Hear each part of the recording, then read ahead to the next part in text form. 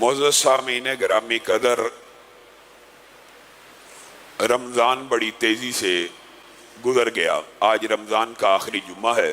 آج آپ کے سامنے ایک ایسے عمل کو بیان کرنے کی کوشش ہوگی کہ جس کو ہم نے صرف رمضان میں ہی نہیں بلکہ اپنی پوری زندگی کے اندر جاری و ساری کرنا ہے، اور یہ عمل نیکیوں کے اعمال میں سے کتنا اعلیٰ ہے، کتنا افضل ہے، کتنا بلند ہے، کتنا بالا ہے، اسی حوالے سے چند گزارشات کو آپ کے سامنے رکھنے کی کوشش کریں گے۔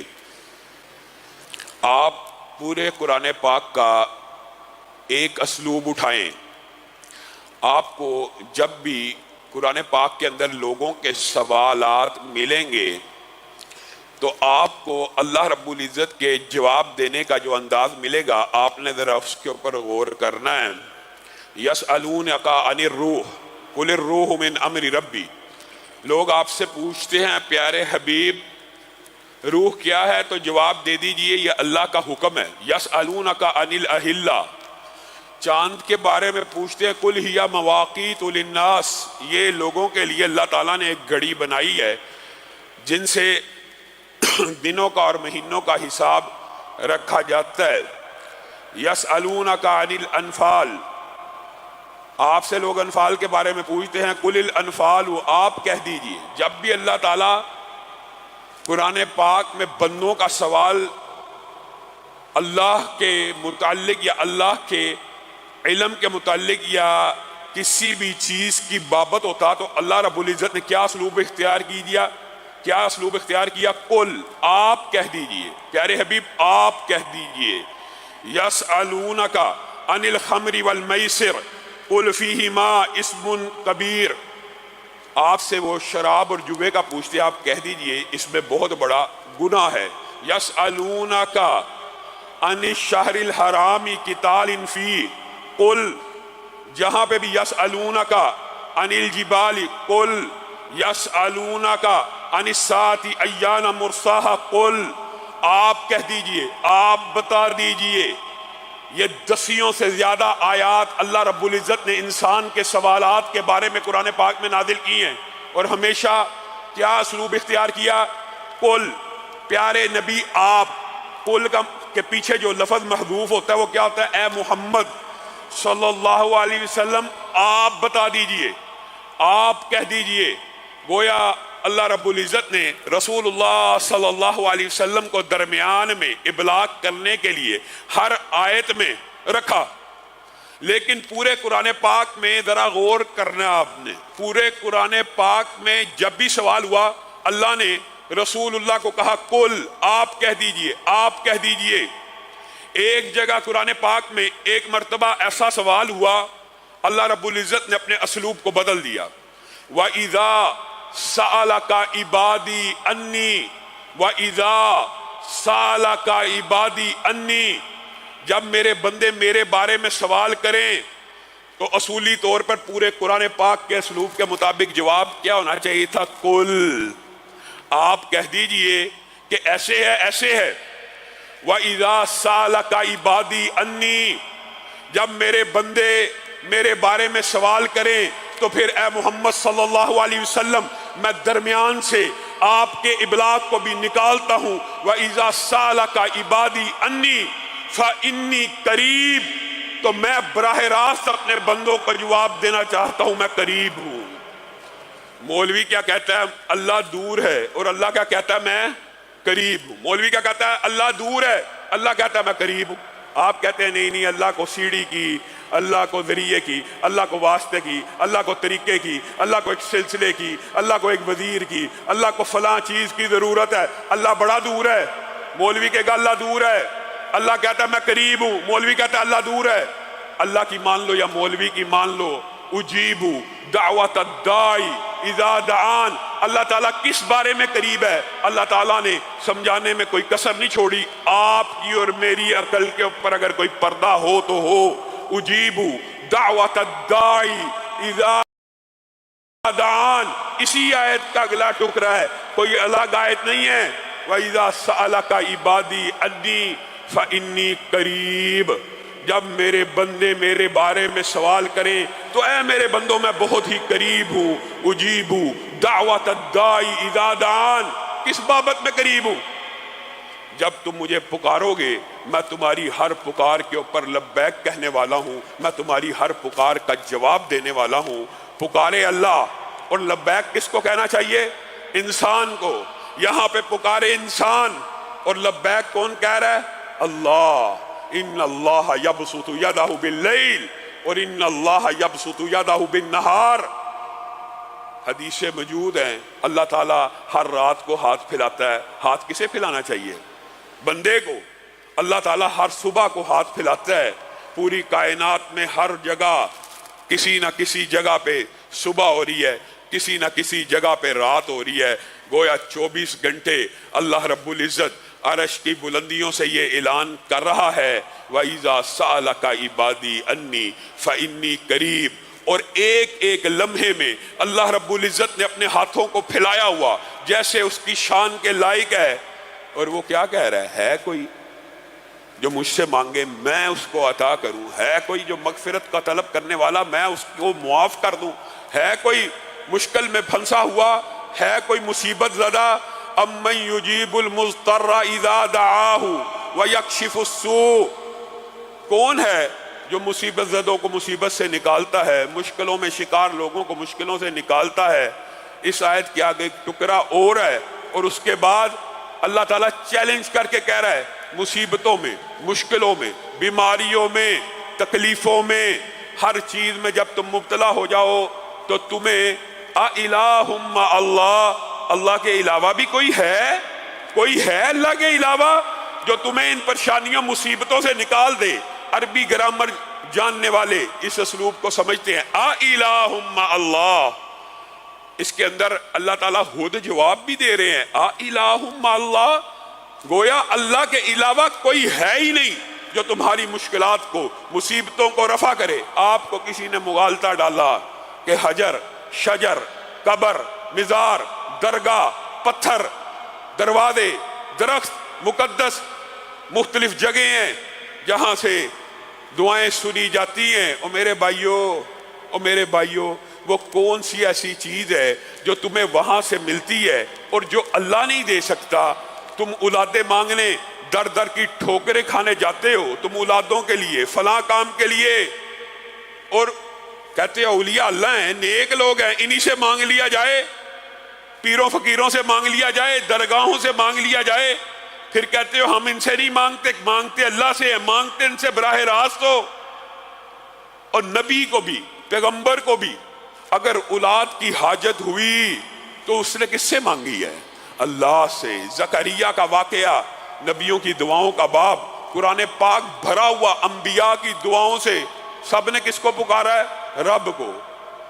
بن موسم کے پھل مریم کے پاس دیکھے، نبی تھے، رسول تھے، پیغمبر تھے، لیکن نبی صابر بھی ہوتا ہے، نبی صبر کر۔ ایوب بھی صابر تھے نا، بیوی نے کہا تھا دعا کر لیجئے تو ایوب نے جواب میں کیا کہا تھا؟ 70 برس تو خوشحالی دیکھی ہے، ابھی چند برس گزرے ہیں بیماری میں، ابھی سے اللہ کے سامنے رونا گڑ گڑانا شروع کر دوں؟ صبر کروں گا۔ بنیادی طور پہ انبیاء صبر بھی کرتے ہیں، استقامت بھی کرتے ہیں، لیکن زکریا نے بڑھاپے کے عالم میں مریم کے ہاں بن موسم کے کھل دیکھے۔ نقطہ پہلے بھی پیغمبر تھے، رسول تھے، لیکن وہاں پہ صبر کا دامن چھوڑ دیا اور کیا کہا؟ ربی لا تذرنی فردا وانت خیر الوارثین۔ اے اللہ، مریم کو بن موسم کے پھل مل سکتے ہیں تو بیوی میری بانچ ہو، میں بوڑھا ہوں، مجھے بھی اولاد مل سکتی ہے۔ اور لوگوں، انبیاء، رسول اللہ، پیغمبر بھی اولاد لینے کے لیے کس کے محتاج ہیں؟ اللہ کے۔ آپ کہتے ہو نہیں فلاں درگاہ سے مل جاتی ہے، فلاں حجر شجر قبر سے مل جاتی ہے۔ یہ پیغمبر بھی اللہ سے دعا کر رہے ہیں، اللہ تعالیٰ دعا بھی ایسے سنتا ہے کہ بیٹے یحییٰ کی بشارت بھی دی اور کہا صرف بیٹے کی بشارت نہیں دوں گا بلکہ نام بھی آسمان کی بلندیوں سے اتار کے اس کا رکھ دوں گا۔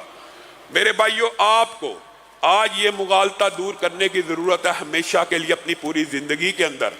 ہمارے ہاں معاشرے میں غلط العام ہے، جی ہماری دعا نہیں سنی جاتی، جی ہم دعا کرتے ہیں تو دعا کا کوئی نتیجہ نہیں نکلتا، دعا کا کوئی رزلٹ نہیں نکلتا۔ یہ بھی دعا کی قبولیت کے راستے میں ایک بہت بڑی رکاوٹ ہوتی ہے کہ انسان تعجیل کرے، جلدی کرے۔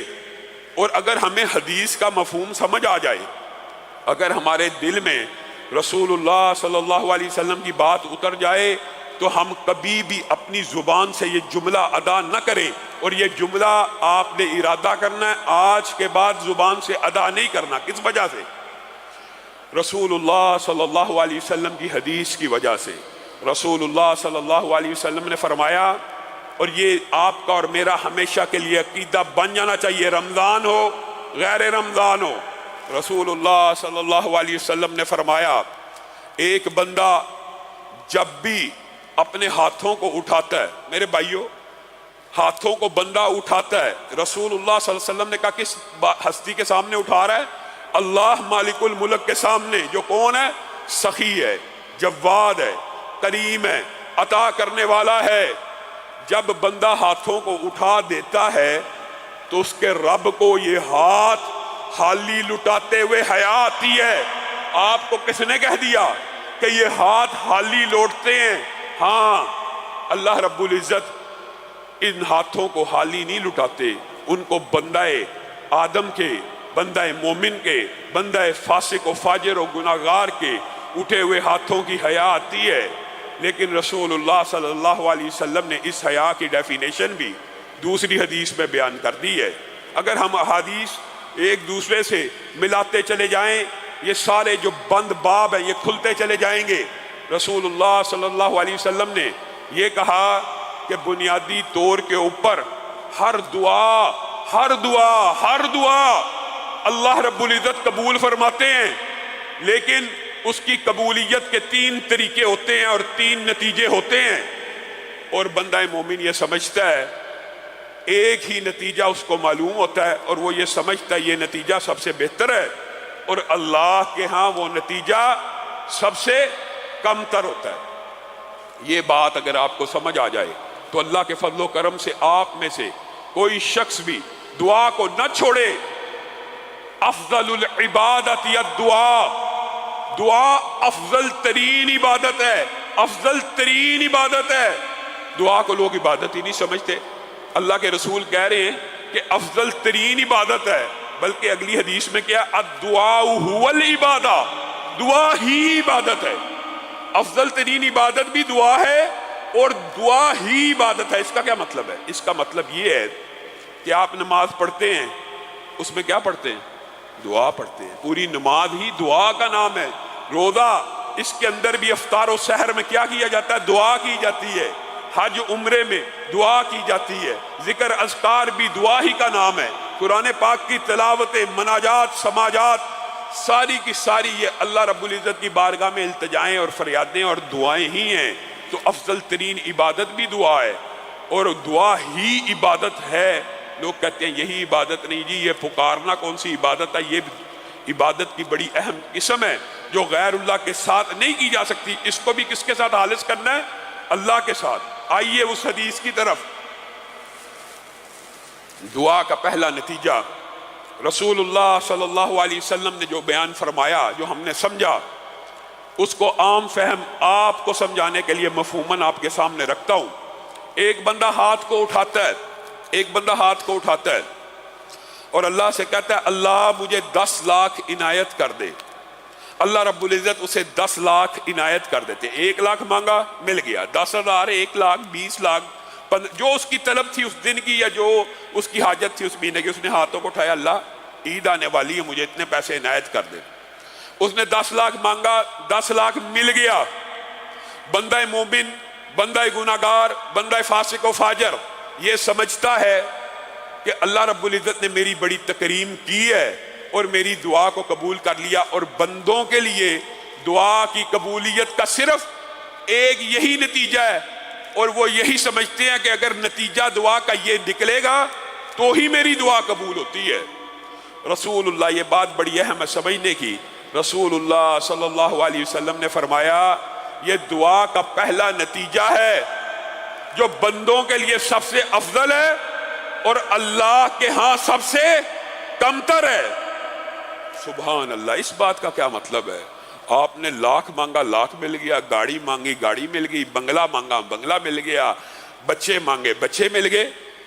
رسول اللہ کہہ رہے ہیں آپ کے نزدیک یہ نتیجہ سب سے افضل ہے اور اللہ کے نزدیک یہ نتیجہ سب سے کمتر ہے۔ تو کیا دعا کا اس سے بہتر نتیجہ بھی ہے؟ جی ہاں، جو اللہ کے نزدیک اس سے بہتر ہے وہ کیا ہے؟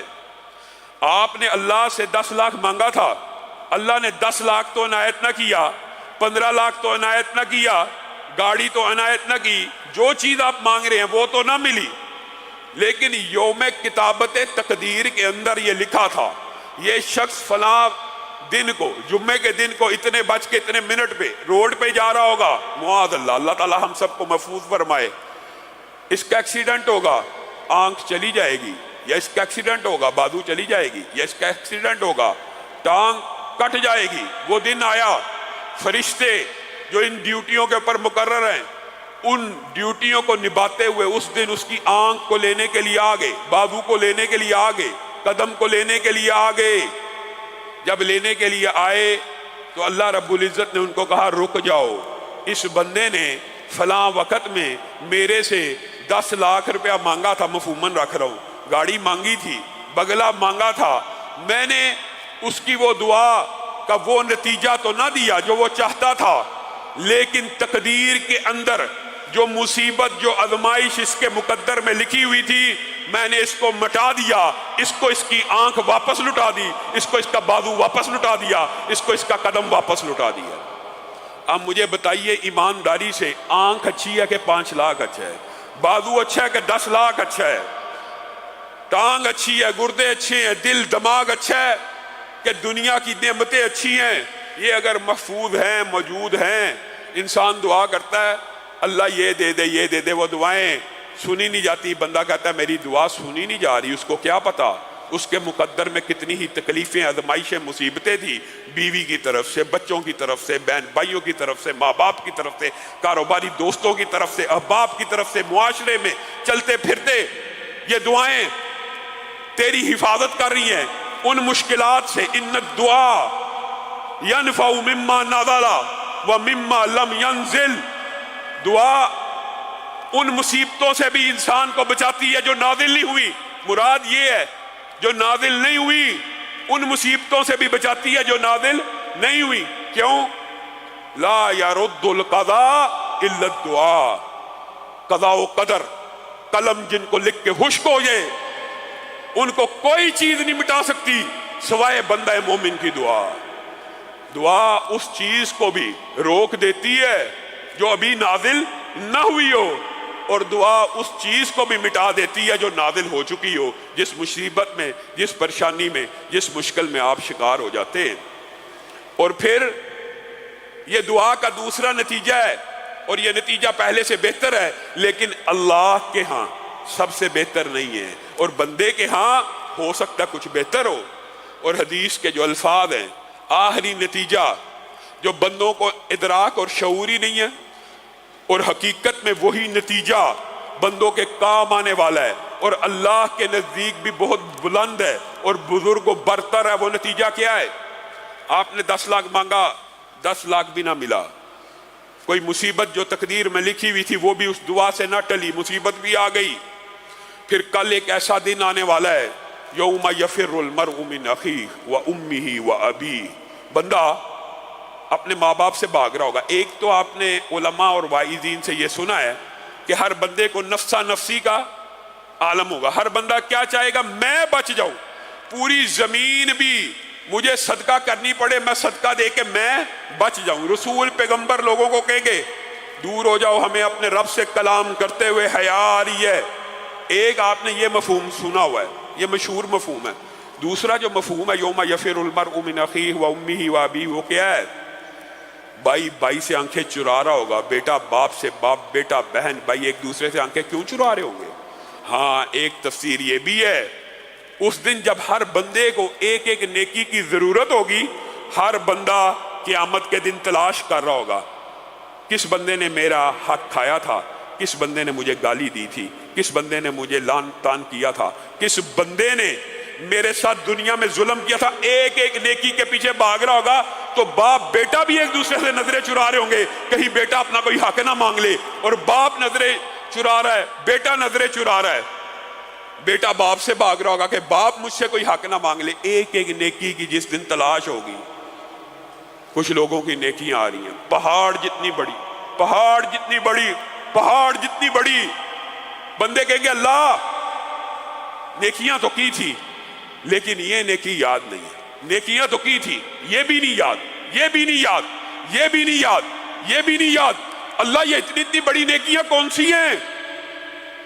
دعا کا جو تیسرا نتیجہ ہے میرے بھائیوں وہ یہ ہے، اس وقت جس وقت انسان ایک ایک نیکی کے پیچھے بھاگ رہا ہوگا، ان پہاڑ جیسی نیکیوں کو دیکھ کے کہے گا یہ کون سی نیکیاں، یہ تو میں نے کی نہیں، تو اللہ رب العزت اس وقت جواب دیں گے یہ تمہاری وہ دعائیں ہیں جن کو نہ فی الفور قبول کیا گیا یا جن سے مصیبت ڈالی گئی، بلکہ ان کو تمہارے لیے ذخیرہ آخرت بنا دیا گیا۔ اور بعض احادیث میں اس کے بعد کیا بات آئی ہے، اس دن اللہ کی قسم اس دن میں اور آپ، آج آپ علماء واعظین مبلغین کے پاس آ کے شکوہ کرتے ہیں ہماری دعائیں فی الفور قبول نہیں ہوتی جو نتیجہ آپ چاہتے ہیں، اس دن ہر بندہ یہ آرزو کرے گا، ہر بندہ کہ اللہ کاش تو نے دنیا میں میری ایک بھی دعا کو قبول نہ کیا ہوتا اور یہاں پہ ذخیرہ آخرت بنا دی جاتی۔ یہ سب سے عمدہ نتیجہ ہے۔ آپ کو کس نے مغالطہ ڈال دیا کہ آپ گناہ گار ہیں تو آپ کی دعائیں نہیں سنی جائیں گی؟ آپ کی دعائیں سنی جائیں گی۔ صحابہ نے تو یہ کہا کہ جوتے کا تسمہ بھی مانگنا ہو تو اللہ سے مانگو، جوتے کا تسمہ بھی مانگنا ہو، کیونکہ پوری کائنات جمع ہو جائے تمہیں نفع پہنچانے کے لیے، اللہ نے تمہارے لیے نقصان لکھا ہے، کوئی نفع نہیں پہنچا سکتا، اور پوری کائنات جمع ہو جائے تمہیں نقصان پہنچانے کے لیے، اللہ نے نفع لکھا ہے تو کوئی نقصان نہیں پہنچا سکتا۔ پوری کائنات نفع پہنچانا چاہیے، اللہ نے نقصان لکھا ہے، کوئی نفع نہیں پہنچا سکتا۔ یہ حدیث کے الفاظ ہے اور مفہوم ہے۔ اور میرا رب، آپ نے کیا سمجھا رب کو؟ وما قدر اللہ حق قدری، میں نے بھی اور آپ نے بھی رب کی قدر کوئی نہیں کی۔ ہم رب سے مانگ رہے ہوتے ہیں اور ڈر ڈر کے مانگ رہے ہیں۔ تمہارا رب سخی ہے، جواد ہے، جب اس سے مانگو تو جنت الفردوس مانگو، سب سے اعلیٰ مانگو۔ اور میرے بھائیوں، کون سی ایسی چیز ہے جو رب عطا نہیں کر سکتا؟ اور یہ درگاہوں والے، یہ گدیوں والے، یہ حجر، یہ شجر، یہ مختلف قسم کے لوگ یہ آپ کو دے سکتے ہیں لیکن اللہ نہیں دے سکتا۔ وہ کون سی ایسی چیز ہے؟ ایک حدیث سن لیجئے، شاید کے بعد سمجھ آ جائے۔ رسول اللہ صلی اللہ علیہ وسلم نے سمجھانے کے لیے آپ کو اور مجھے ایک کلیہ بیان کیا، اور وہ کلیہ کیا ہے؟ آدم علیہ السلام پیغمبر اور رسول آئیں، وہ اللہ رب العزت سے کیا مانگیں؟ وہ اللہ رب العزت سے دنیا اور آسمان کے مابین جتنی چیزیں ہیں ساری کی ساری مانگ لیں۔ آدم کا بیٹا ہے وہ بھی مانگ لے، اس کا بیٹا ہے وہ بھی مانگ لے۔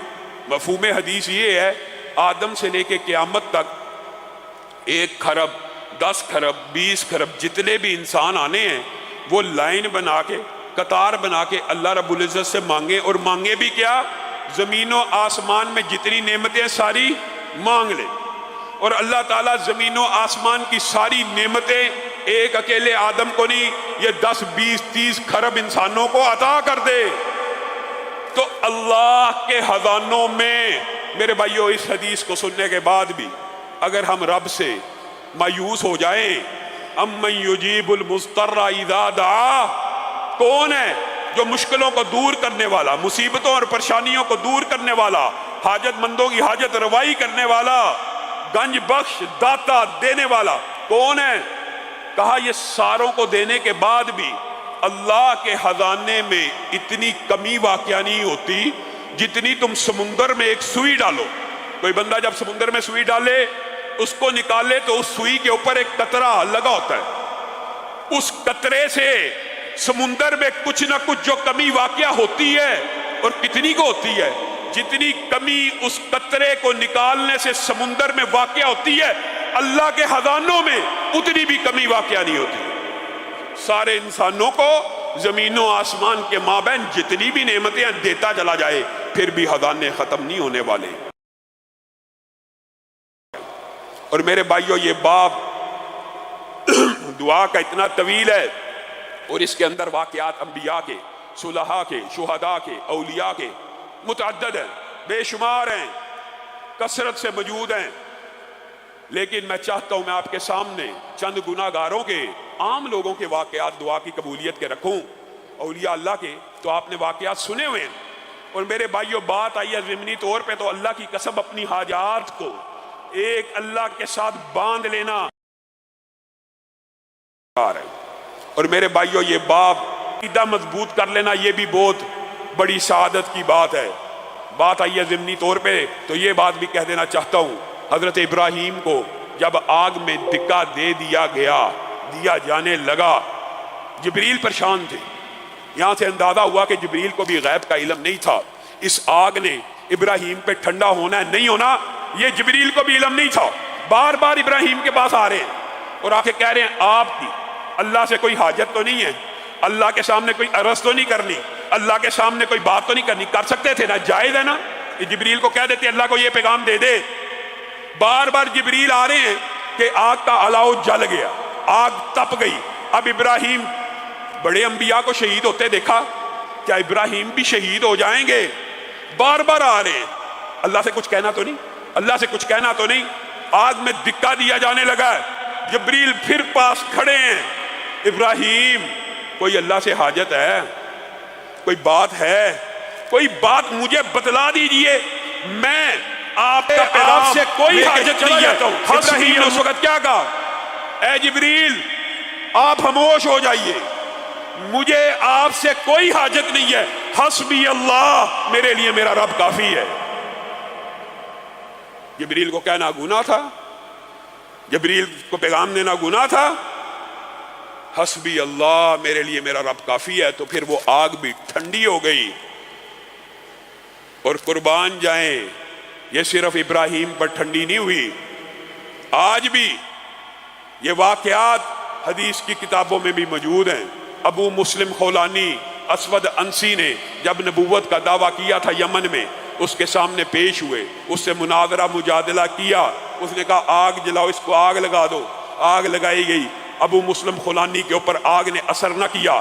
ایک مرتبہ مدینہ آئے، حضرت عمر نے ان کو پہچان لیا ان کی شکل سے، کہا تو ہی ہے؟ کہا نہیں میں عبداللہ بن صوب ہوں۔ کہا تو ہی ہے وہ جس کو اللہ نے آگ سے بچایا؟ پھر انہوں نے حضرت عمر کے اصرار کے اوپر بتا دیا ہاں میں وہی ہوں جس کو اللہ نے آگ سے بچایا۔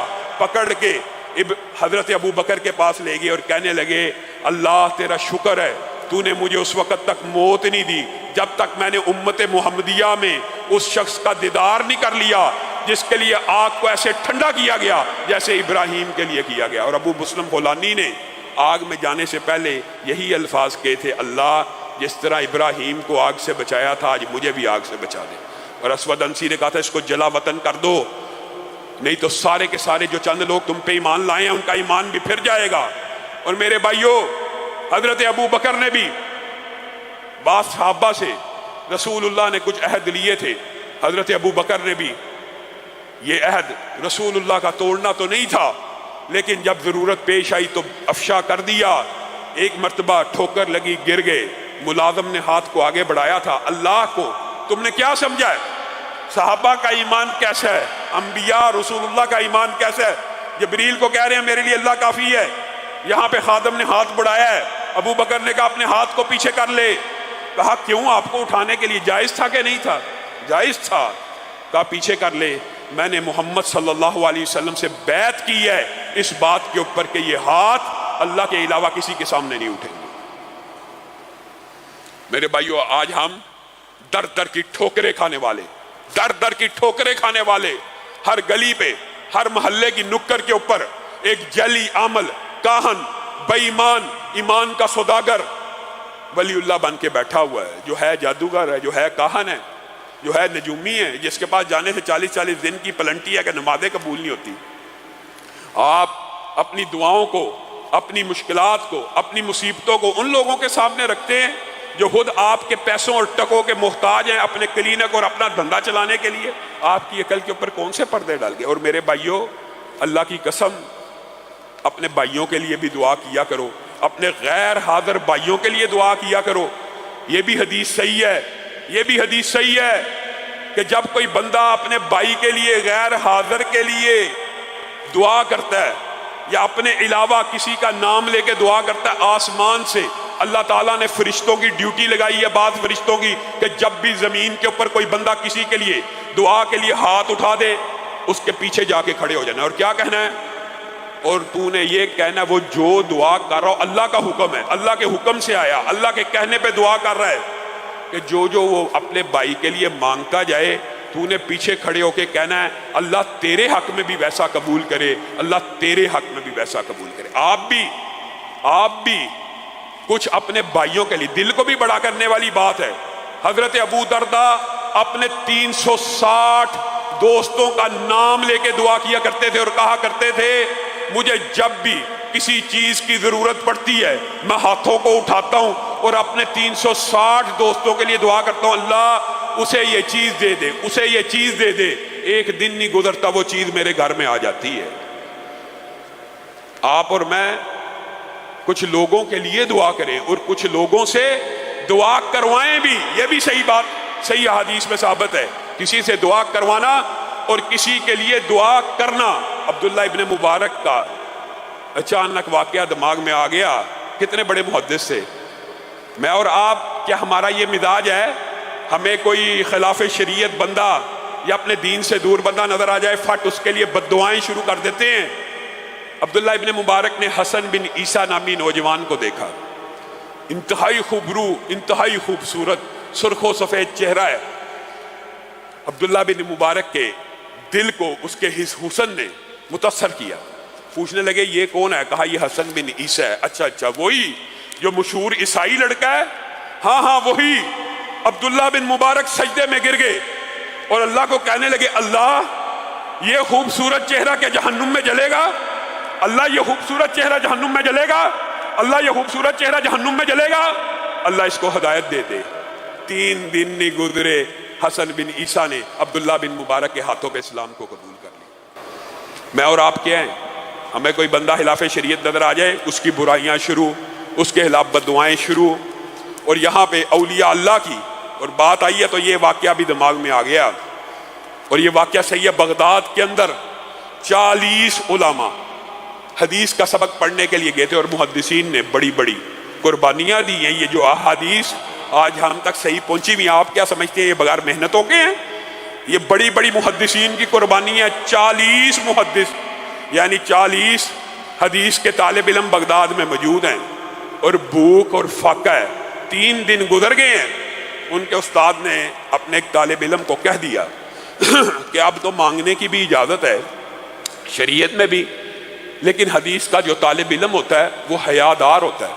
بچے کا دل نہ کیا میں مانگوں، کہا مانگ اب نکل، کہا مجبور کرتے ہیں تو میں نکل جاتا ہوں۔ نکلا، ہاتھ پھیلاتے ہوئے لوگوں سے شرم آئی کہ مسلمانوں کو جن کو ہم پڑھاتے ہیں، جن کو ہم سبق دیتے ہیں، درس دیتے ہیں، استقامت کا، صبر کا، برداشت کا، انہی سے مانگوں؟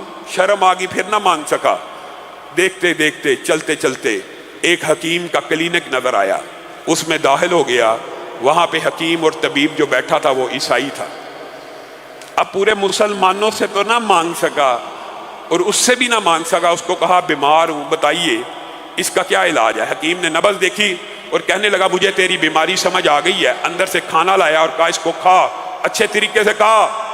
طالب علم کہنے لگا میں اکیلا بیمار نہیں ہوں اس مرض میں، 40 اور ہیں، یعنی 39 مجھ سمیت 40 ہیں، ہم 40 کے 40 اس مرض کا شکار ہیں۔